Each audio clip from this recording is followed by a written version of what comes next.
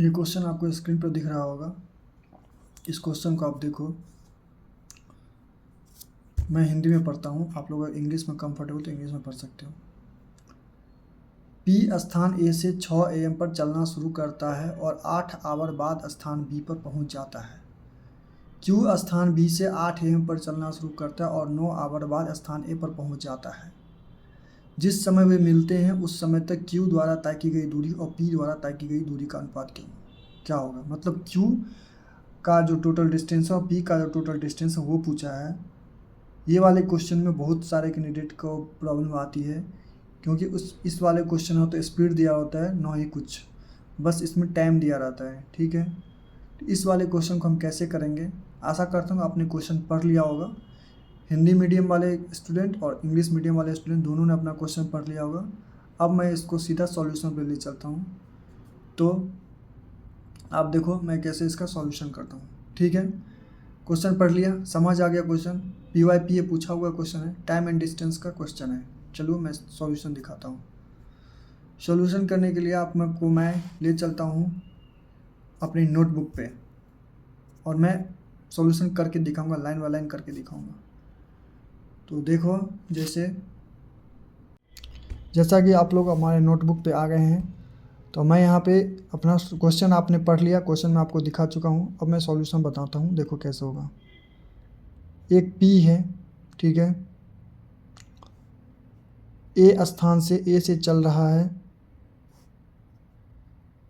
और इसको जाने में टोटल 8 आवर लगता है।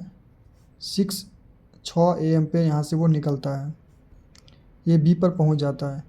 यहाँ से क्यू जो है वो रवाना होता है, 8 AM में रवाना होता है और 9 घंटा में इसको जाने में लगता है, यानी स्थान ए तक आने में उसको 9 घंटा लगता है। उम्मीद करते हैं यहाँ तक समझ आ गया होगा।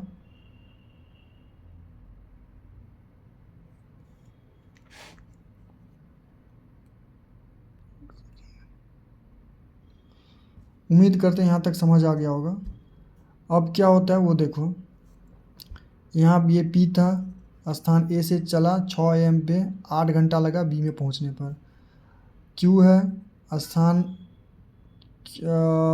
बी से चला 8 AM पे, 9 आवर लगा ए पर पहुँच गया। ठीक है, अब इस स्थिति में क्या करते हैं, इसका टाइम और इसका टाइम, ये दोनों का हम LCM ले लेंगे। अगर यहाँ पे लिखते हैं LCM लेंगे तो कितना आएगा, 8 और 9 का LCM आ जाएगा 72, जो कि मेरा टोटल डिस्टेंस होता है। ठीक है, यही मेरा टोटल डिस्टेंस हो गया। अब देखो, यहाँ से मैं P का स्पीड निकालूंगा और यहाँ से मैं Q का स्पीड निकालूंगा। अब मान लो टोटल डिस्टेंस 72 है और P को 8 आवर लगता है, तो P का स्पीड कितना आ जाएगा, तो 72/8 यानी आ जाएगा इसका 9 स्पीड आ जाएगा। स्पीड में लिख दिया। अब Q को 9 आवर लगता है 72 डिस्टेंस तय करने में, तो Q का स्पीड कितना आ जाएगा, 8 आ जाएगा।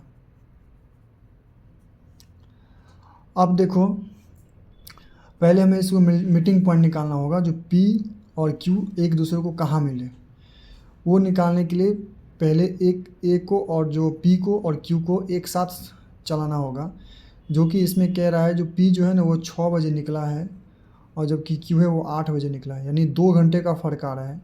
यानी P 2 घंटा पहले चला है, तो P 1 घंटा में चलता है 9 किलोमीटर, तो 2 घंटा में कितना चलेगा, 9 × 2 यानी 18 किलोमीटर्स।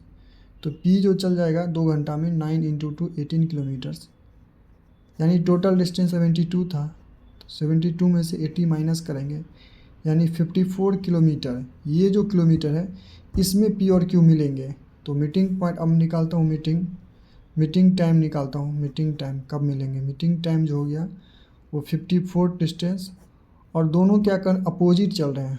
तो आपको पता होगा अगर एक दूसरे के अपोजिट चलते हैं, जो स्पीड होता है वो जुट जाता है। यानी मान लो ये x से चल रहा है और ये y से चल रहा है, तो इसका जो स्पीड होगा वो x + y हो जाएगा। अपोजिट में जुड़ जाता है, ऐड हो जाता है और सेम डायरेक्शन में कम हो जाता है, नेगेटिव हो जाता है, यानी घट जाता है।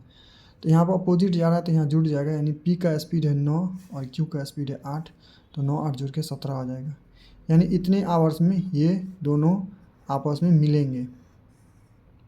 हमको क्वेश्चन में बोल रहा था P कितना दूरी तय करेगा और Q कितना दूरी तय करेगा।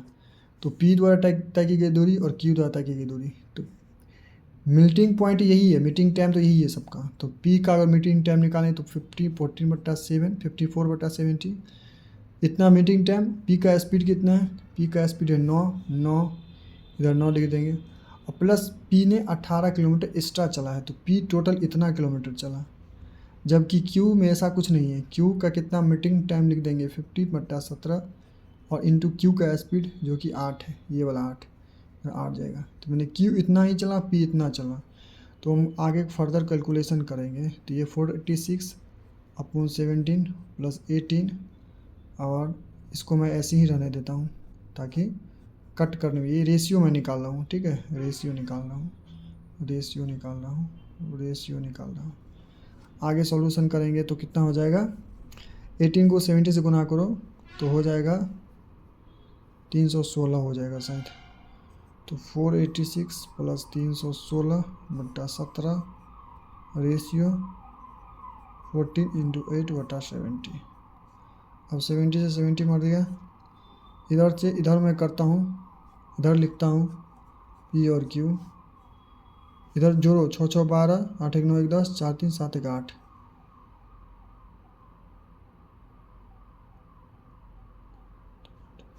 ये सही है ना, 17/170 सॉरी, और 8 तो 6 7 3 10 306 होगा।